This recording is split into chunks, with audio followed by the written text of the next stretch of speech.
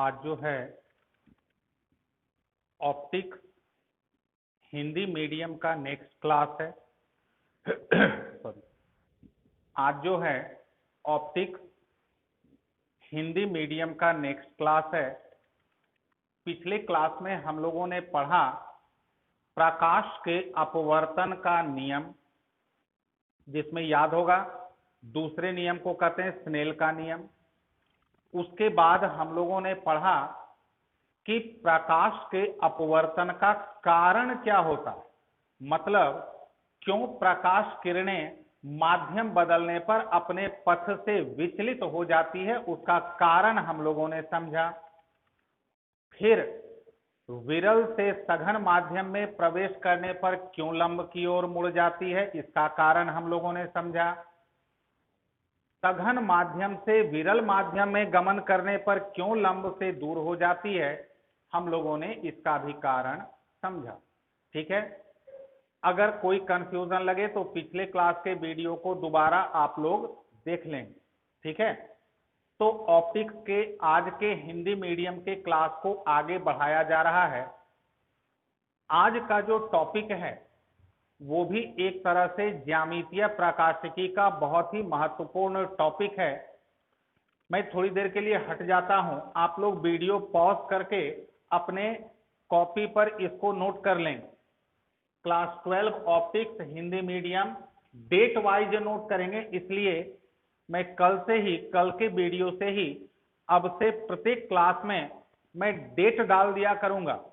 उससे एक फायदा क्या होगा, अगर किसी विद्यार्थी का किसी कारणवश कोई क्लास छूट जाता है, वो मुझे बताएंगे कि सर मेरा फलाने डेट का क्लास छूट गया, डेट बताएंगे, क्योंकि काउंटिंग जो है थोड़ी सी मेरे लिए मुश्किल है, इसलिए मेरे हिसाब से डेट को मैनेज करना ज्यादा मेरे हिसाब से आसान है। आज का जो टॉपिक है वो है क्रांतिक कोण। ये भी अगर कुछ विद्यार्थी के मेमोरी में होगा तो यह भी क्लास 10 में था।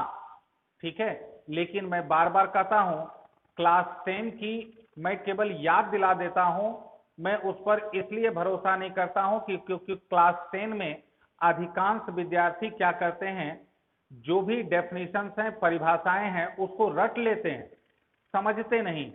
तो अब हम लोग उसी को समझने का प्रयास करते हैं। क्रांतिक कोण क्या है?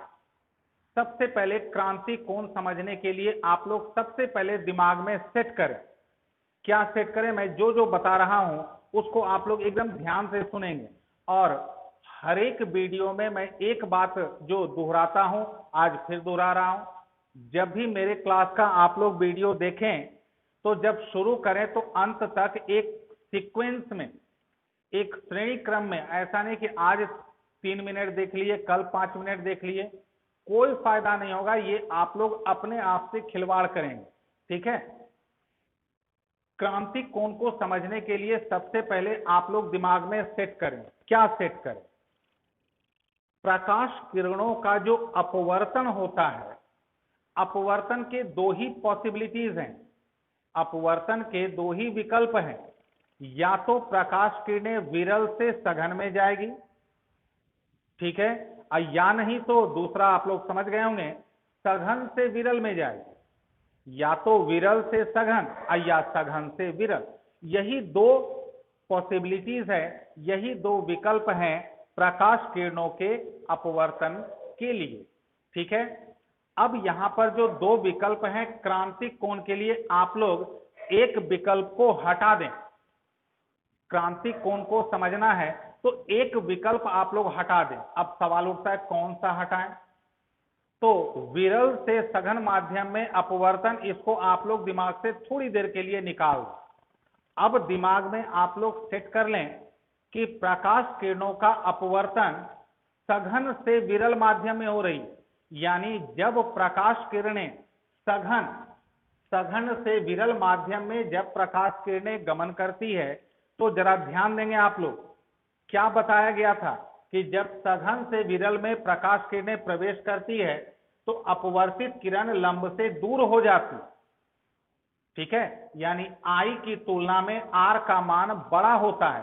फिलहाल आप लोग यहाँ पर अभी ज्यादा कंसंट्रेट नहीं करेंगे, जो मैंने पिछले क्लास में बताया था उस पर आप लोग कंसंट्रेट करें। जब प्रकाश किरणें सघन से विरल माध्यम में प्रवेश करती है तो आई की तुलना में आर बड़ा होता है।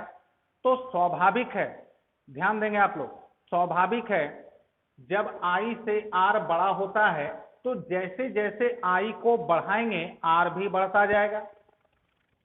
ठीक है, मैं फिर से रिपीट कर दूं, सघन से विरल माध्यम में जब प्रकाश किरणें प्रवेश करती है, किससे, सघन से विरल में, तो आई से आर का मान बड़ा होता है।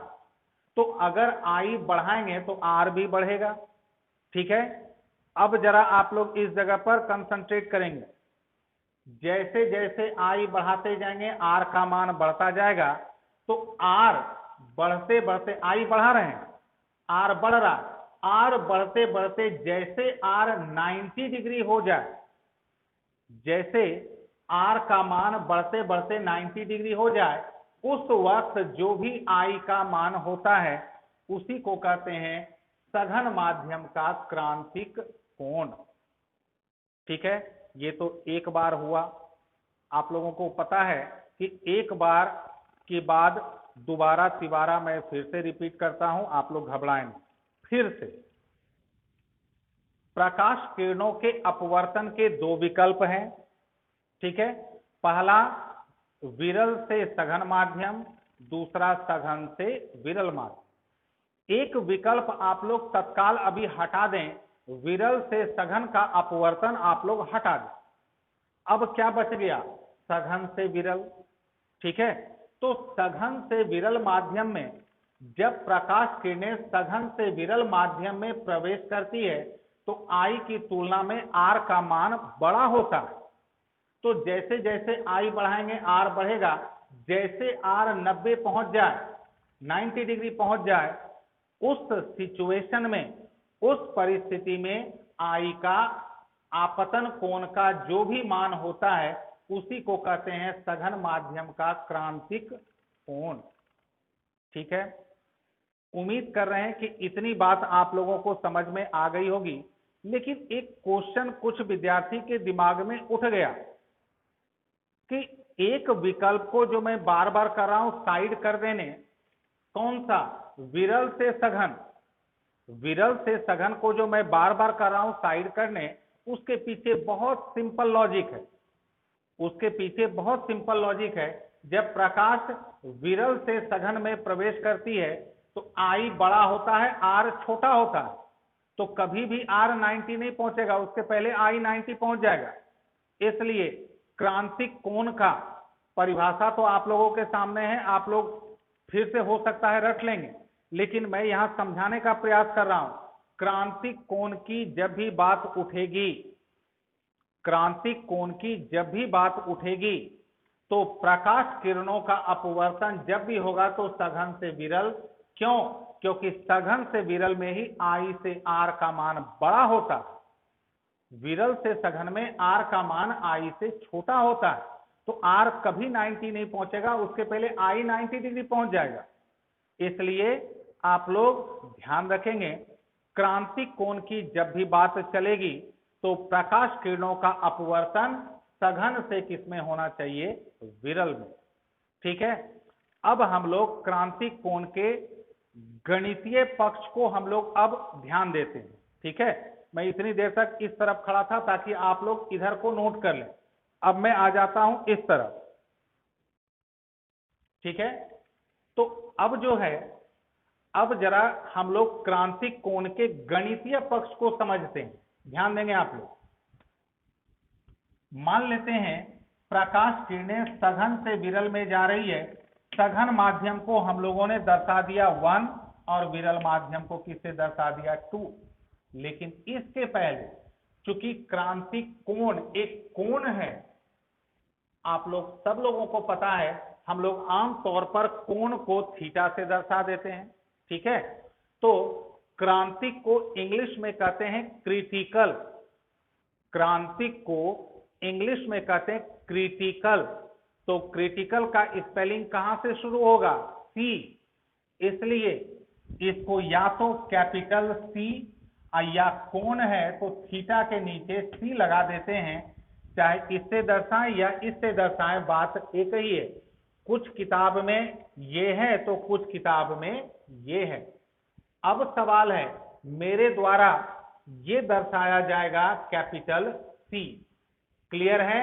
ठीक है, मैं बात को आगे बढ़ा रहा हूं। मान लेते हैं, चूंकि यह तो स्पष्ट कर दिया गया कि क्रांतिक कोण की जब भी बात चलेगी तो प्रकाश किरणों का अपवर्तन सघन से किसमें होगा? विरल में।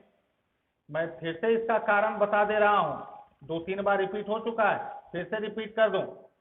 सघन से विरल में आई से आर का मान बड़ा होता है और आर का मान 90 डिग्री हो, आर का मान जैसे 90 डिग्री हो जाए तो उसका संगत आई का जो भी मान होता है उसी को कहा जाता है सघन माध्यम का क्रांतिक कोण। ठीक है, हम लोगों ने सघन माध्यम, चूंकि पहला माध्यम सघन है तो 1 और दूसरा माध्यम कौन है? विरल, तो उसको हम लोगों ने किससे दर्शा दिया? 2। अब जरा आप लोग पिछले क्लास याद करें, स्नेल का नियम, स्नेल के नियम से साइन आई बटा साइन आर 1 से प्रकाश किस में जा रही है? 2 में, तो सिंपल क्या लिखेंगे? 1 म्यू 2। 1 से 2 में जा रही है तो 1 म्यू 2 सापेक्षिक अपवर्तनांक याद होगा आप लोगों को। अब अगर आपतन कोण आई क्रांतिक कोण हो जाए, अगर आपतन कोण क्रांतिक कोण हो जाए तो अपवर्तन कोण हर हाल में कितना हो जाएगा? 90 डिग्री। तो अगर यहां आई की जगह सी रखते हैं तो आर की जगह क्या रख देंगे? 90 डिग्री बराबर 1 म्यू 2। साइन 90 कितना होता है आप लोगों को पता है? साइन 90 1, तो साइन सी बटा 1 यानी साइन सी बराबर 1 म्यू 2। उम्मीद कर रहे हैं यहां तक आप लोगों को क्लियर हो गया होगा। अभी उधर दिमाग नहीं लगाएंगे, उधर अभी दिमाग लगाएंगे तो टेंशन हो जाएगा। अभी आप लोग यहां तक कंसंट्रेट करें। साइन 90 डिग्री हो गया 1, तो कितना हुआ? साइन सी बराबर 1 म्यू 2, तो साइन सी बराबर 1 म्यू 2। इतना तक ठीक है। अब हम लोग उस बोर्ड पर आते, टेंशन नहीं लेना है, बहुत सिंपल है। ठीक है, अब जरा आप लोगों को हम कुछ पीछे के क्लास में ले जाते हैं। मेरा ही क्लास है लेकिन थोड़ा पीछे, 1-1.5 महीना पीछे ले जाते हैं। आप लोगों को याद होगा हमने पढ़ा था, हम लोगों ने पढ़ा था सापेक्षिक अपवर्तनांक। सापेक्षिक अपवर्तनांक में मैंने एक बात को बतलाया था, आमतौर पर किसी भी प्रकाशीय माध्यम का अपवर्तनांक हम लोग विरल से कंपेयर करते हैं। हम लोग किससे कंपेयर करते हैं? विरल से। ठीक है, जैसे मैं एक एग्जांपल दे दूं, हवा और कांच, ग्लास, तो हवा और कांच दोनों में विरल कौन हुआ? हवा। सघन कौन हुआ? कांच। तो वहां अगर सापेक्षिक अपवर्तनांक की बात होगी तो वहां कांच का होगा सापेक्षिक अपवर्तनांक हवा के सापेक्ष। ठीक है, अब इस बात को जिस किसी भी विद्यार्थी को वो क्लास अगर याद है, अगर नहीं याद है 1-1.5 महीना पहले का वीडियो उल्टा के आप लोग निकाल करके उसको फिर से देख लेंगे। यहां पर जरा ध्यान दें,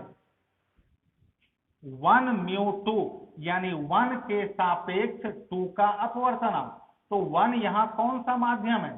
सघन। यानी इसको हम लोग शब्दों में पढ़ेंगे, सघन के सापेक्ष विरल का अपवर्तनांक। ये मामला उल्टा हो गया। सघन के सापेक्ष विरल का अपवर्तनांक हम लोग नहीं लेते हैं, हम लोग जब भी लेते हैं विरल के सापेक्ष सघन का।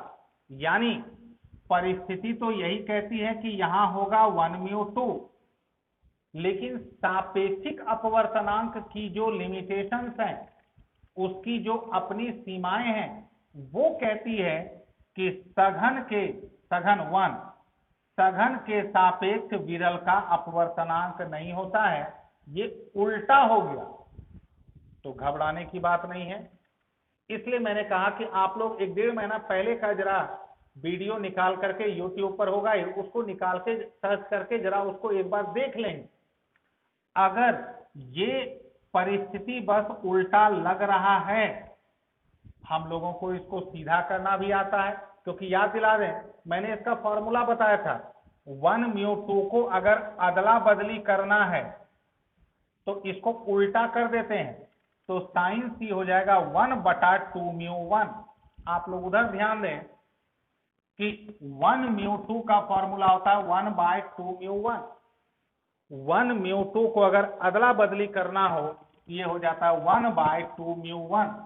अब ये बदल गया साइन सी बराबर 1/2 म्यू 1, और 2 म्यू 1 को हम लोग क्या पढ़ेंगे, 2 है विरल, 1 है सघन, तो 2 म्यू 1 को क्या पढ़ेंगे, विरल के सापेक्ष सघन का अपवर्तनांक, जो कि सही है, क्योंकि सापेक्षिक अपवर्तनांक, मैं फिर यहां पर आप लोगों को याद दिला दूं, सापेक्षिक अपवर्तनांक का जो वैल्यू हम लोग लेते हैं हमेशा विरल के सापेक्ष सघन का। अगर कहीं सघन के सापेक्ष विरल हो, उसको आदान प्रदान अदला बदली कर देना 1 बटा करके, इसलिए हम लोगों ने यहां पर 1 म्यू 2 को क्या किया, अदला बदली कर दिया। तो 1 म्यू 2 का फॉर्मूला होता है 1/2 म्यू 1, तो साइन सी बराबर 1/2 म्यू 1। अब ध्यान दें 2 म्यू 1 यानी विरल के सापेक्ष सघन का अपवर्तनांक, तब 2 म्यू 1 यानी विरल के सापेक्ष सघन के अपवर्तनांक को अगर हम लोग जनरल वे में अगर म्यू मान लें, तो फॉर्मूला हम लोगों को क्या मिल जाएगा, साइन सी बराबर 1/म्यू। ठीक है, या इसी को आदान प्रदान कर दें, इस दोनों का जगह को अदला बदली कर दें, तो म्यू बराबर क्या हो जाएगा, 1/साइन सी। ठीक है, मैं इस जगह को, चूंकि मैं समझ रहा हूं कि कुछ विद्यार्थियों को इस जगह पर परेशानी हो रही होगी, तो मैं उन विद्यार्थियों के लिए मैं इसको फिर से रिपीट कर रहा हूं, क्योंकि ये ऑनलाइन है, तो मैं तो केवल अनुमान के आधार पर ही रिपीट कर सकता हूं। जैसा मुझे लगता है कि नहीं, हो सकता है कि कुछ विद्यार्थी नहीं समझ पाए, तो मैं उनको इमेजिन करता हूं, ठीक है, और उस आधार पर मेरी कोशिश रहती है कि मैं फिर से रिपीट कर दूं, 2 बार 3 बार जितने बार हो। जो भी विद्यार्थी समझ गए वो तो ठीक है, लेकिन जिन्होंने नहीं समझा है वो घबराने में, फिर से एक बार रिपीट कर रहा हूं। ठीक है, सबसे पहले क्रांतिक कोण के लिए आप लोग दिमाग में सेट करेंगे कि प्रकाश किरणों का गमन सघन से विरल में होना चाहिए। सघन को हम लोगों ने मान लिया 1 और विरल को क्या मान लिया 2, तो स्नेल का नियम कहता है साइन आई बटा साइन आर 1 म्यू 2। अगर हम लोग आपतन कोण को क्रांतिक कोण रखेंगे तो यह तभी संभव होगा जब आर का मान 90 डिग्री हो परिभाषा के हिसाब से। तो यहां अगर आई की जगह हम लोग सी रखते हैं तो आर की जगह क्या रखना होगा, 90 डिग्री। साइन 90 तो आप लोगों को पता ही है 1, तो साइन सी बराबर 1 म्यू 2। यहां के बाद जिनको परेशानी हो रही है मैं उनके लिए फिर से रिपीट कर रहा हूं, ये जो 1 म्यू 2 है, आप लोग जरा इस चित्र पर ध्यान दें। 1 म्यू 2 यानी इसको शब्दों में सघन के सापेक्ष विरल का अपवर्तनांक। फिर से मैं रिपीट कर दूं, जिन्होंने 1-1.5 महीने पहले का वीडियो ध्यान से नहीं देखा है उनको थोड़ी परेशानी होगी। इस जगह पर रुक करके आप लोग पिछला वीडियो को एक बार देख लेंगे, जिसमें मैंने सापेक्षिक अपवर्तनांक को बड़े ही विस्तार से बताया है। ठीक है, तो कभी भी सघन के सापेक्ष विरल का नहीं होता है, उल्टा होता है, विरल के सापेक्ष सघन का। यानी यहां आ गया है 1 म्यू 2, होना चाहिए क्या 2 म्यू 1, तो इसको हम लोगों को अदला बदली करना है, तो फॉर्मूला मैंने बता दिया है, उल्टा कर देते हैं, यानी 1 म्यू 2 बराबर 1/2 म्यू 1, तो साइन सी बराबर 1/2 म्यू 1। अगर 2 म्यू 1 को हम लोग सिंबल दे दें, एक सामान्य सूत्र के लिए म्यू नाम दे दें, और ध्यान रखेंगे आप लोग 2 म्यू 1 यानी विरल के सापेक्ष सघन का अपवर्तनांक, अगर उसको म्यू मान लें तो हम लोगों को एक नया फॉर्मूला मिला साइन सी बराबर 1/μ, या अदला बदली कर दें म्यू बराबर 1/sin c। ये फॉर्मूला बहुत उपयोगी होगा और अक्सर ऑब्जेक्टिव में इस टॉपिक से ऑब्जेक्टिव में कुछ न कुछ क्वेश्चन आ ही जाते हैं। ठीक है, नहीं भी आ सकते हैं, आ भी सकते हैं। अब हम लोग आगे बढ़ाते हैं। आप लोगों को एक बात बता दें, हम लोगों के पास सघन माध्यम 2 हैं। उदाहरण के लिए, ऐसे तो काफी हैं, लेकिन एक उदाहरण समझने समझाने के लिए हम लोग 2 सघन माध्यम इस्तेमाल करते हैं। एक है कांच, ग्लास, और दूसरा है पानी, साफ स्वच्छ पानी, वाटर। और एक और है कांच और पानी की तुलना में एक विरल माध्यम है हवा, एयर। तो हम लोग हवा के सापेक्ष कांच में क्रांतिक कोण कितना होता है, हवा के सापेक्ष, ध्यान रखेंगे, हवा की तुलना में कांच में क्रांतिक कोण का मान कितना होता है, हम लोग इसका निर्धारण करते हैं। बहुत ही सिंपल है, लेकिन इसके निर्धारण करने के पहले मैं एक इंफॉर्मेशन आप लोगों से शेयर कर दूं। कुछ विद्यार्थी पता नहीं कौन से चैनल से मेरे ऑनलाइन क्लास वाले ग्रुप में जो मेरे द्वारा बनाया गया उसमें अवांछनीय तरीके से प्रवेश कर गए। हो सकता है इसमें ऑलरेडी शामिल किसी विद्यार्थी का हाथ हो। ठीक है, अब यहां पर आप लोगों के दिमाग में एक क्वेश्चन उठ रहा हो। आप लोगों ने मेरे ग्रुप में देखा होगा एक और नंबर है जो एडमिन है। ठीक है, अब आप लोगों को लग रहा होगा कि ये कौन है, ये कौन सा नंबर है, किसका नंबर है, ये कौन एडमिन है, सर के अलावे ये कौन एडमिन है। ठीक है, तो मैं आज इसका खुलासा कर देता हूं। ठीक है, क्योंकि ग्रुप से जुड़े हुए हर एक विद्यार्थी तक मेरी बात स्पष्ट रूप से पहुंचनी चाहिए। तो जो एक आप लोगों को नया नंबर, अननोन नंबर एडमिन के रूप में दिख रहा है, वो और कोई नहीं, मेरा छोटा भाई है। वो दिल्ली में रहता है और अभी वो वर्क फ्रॉम होम यानी घर से ही काम कर रहा है। चूंकि मेरी व्यस्तता दिन भर बहुत ज्यादा रहती है, ठीक है, तो मैंने उसको जो है ये पूरे ग्रुप को मॉनिटर करने के लिए मैंने उसको जो है ऑथराइज्ड किया हुआ है। आप लोग एकदम निश्चिंत रहें, कोई भी अनवांटेड अगर ग्रुप में प्रवेश करेगा, ठीक है, तो हो सकता है मैं उसको नहीं चेक कर पाऊं, लेकिन दिल्ली से आपका ये ग्रुप मॉनिटर हो रहा। ठीक है, हो सकता है 1-2 दिन के लिए कोई अनवांटेड नंबर ऐड हो जाए, लेकिन जो भी, जब तक मेरे द्वारा दिल्ली नहीं भेजा जाता है कोई भी नंबर को, ठीक है, तो उसके डेटाबेस में जब तक वो नंबर नहीं जाएगा, अगर अवांछनीय या किसी गलत तरीके से कोई भी अगर ग्रुप को ज्वाइन कर लिए हैं, उसको दिल्ली से हटा दिया जाएगा। तो ये पूरा ग्रुप जो है ये बहुत हाई लेवल पर मेंटेन हो रहा है दिल्ली से। ठीक है, इसलिए आप लोग घबराएंगे नहीं। जिनको भी मैंने ऐड किया है, ठीक है, वो निश्चिंत रहें। अगर किसी कारणवश कोई भी विद्यार्थी बाय मिस्टेक अगर रिमूव हो गए हैं, वो मुझे व्यक्तिगत तौर पर कॉल करें, मैसेज करें। ठीक है, अगर कोई मिस्टेक हो गया होगा मेरे तरफ से या दिल्ली के तरफ से कोई मिस्टेक हो गया होगा तो मैं उसको सुधार दूंगा। इसके लिए घबराएंगे नहीं। ये आप लोगों के, खास तौर पर वो विद्यार्थी जिन्होंने मुझे ऑनलाइन पेमेंट किया है, मेरी ये रिस्पॉन्सिबिलिटी, मेरी ये जवाबदेही बनती है कि मैं उन्हीं लोगों तक अपने क्लास को पहुंचाऊं, बाकी विद्यार्थियों तक नहीं। ठीक है, तो अब हम लोग हवा के सापेक्ष कांच में क्रांतिक कोण कितना होता है, हम लोग इसको निकालते हैं। बहुत सरल है। पहले आप लोग डिसाइड करें हवा और कांच कौन विरल है कौन सघन। सबके दिमाग में तुरंत आ गया, ये विरल है ये सघन। और क्रांतिक कोण के लिए प्रकाश का गमन कहां से कहां होना चाहिए, सघन से विरल।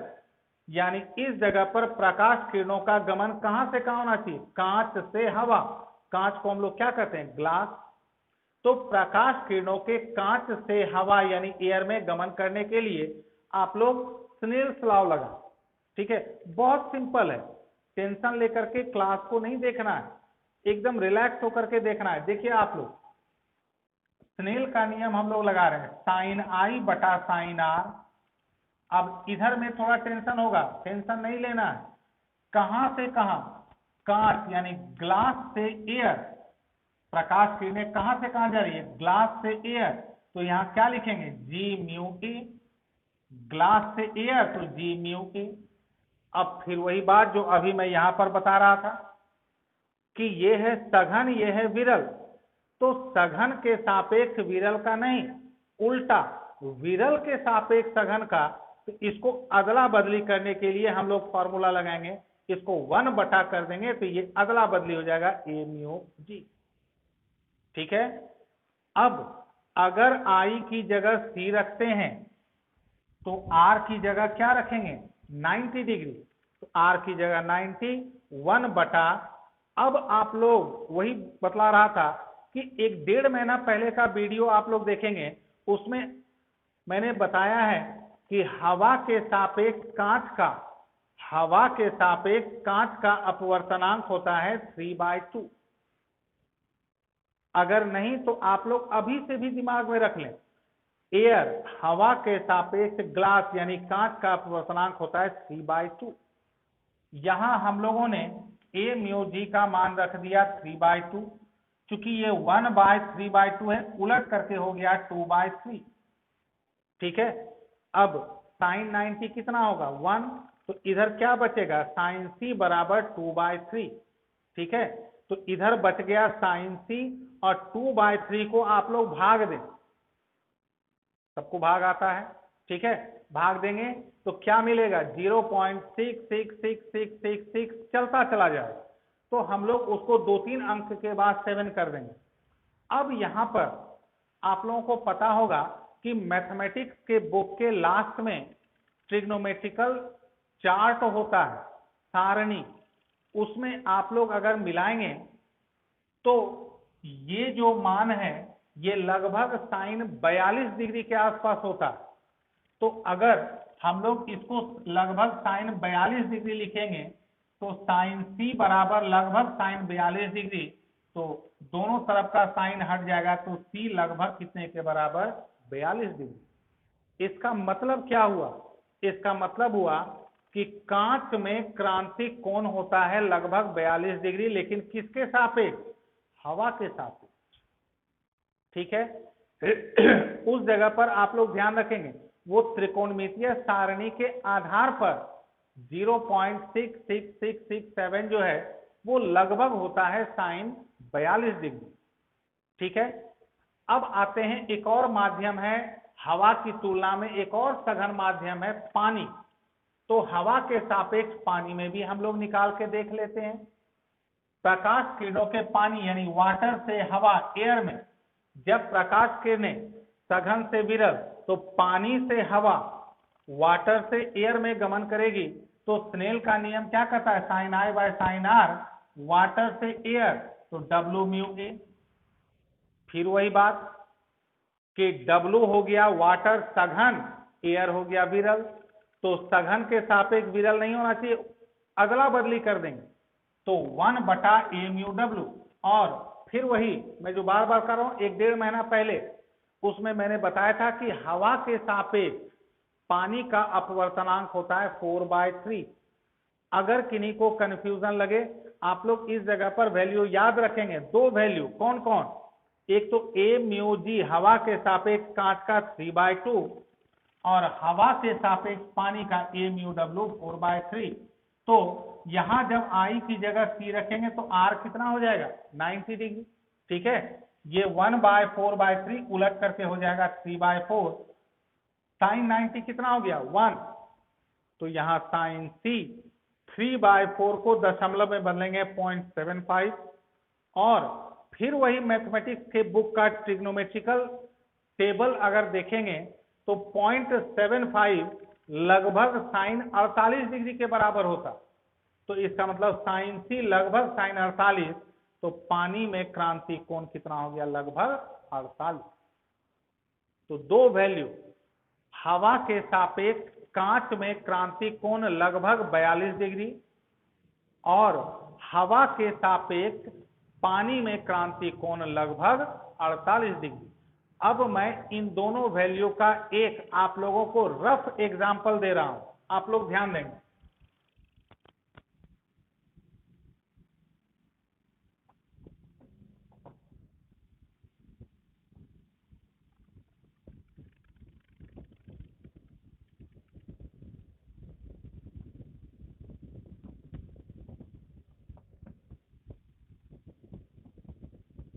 यहां पर आप लोग ध्यान देंगे, मैं दो एग्जांपल दे रहा हूं। ये है कांच, ग्लास, ठीक है। अगर कांच के अंदर अगर यह आपतन कोण हुआ लगभग कितना, अगर कांच के अंदर आपतन कोण हुआ 42 और इधर क्या होगा, हवा, यानी अगर कांच से प्रकाश किरण हवा में निकलना चाहे और अगर आपतन कोण 42 डिग्री हो गया, ठीक है, आप लोग उधर ध्यान देंगे, तो अपवर्तन कोण कितना हो जाएगा, ये हो जाएगा 90 डिग्री। अगर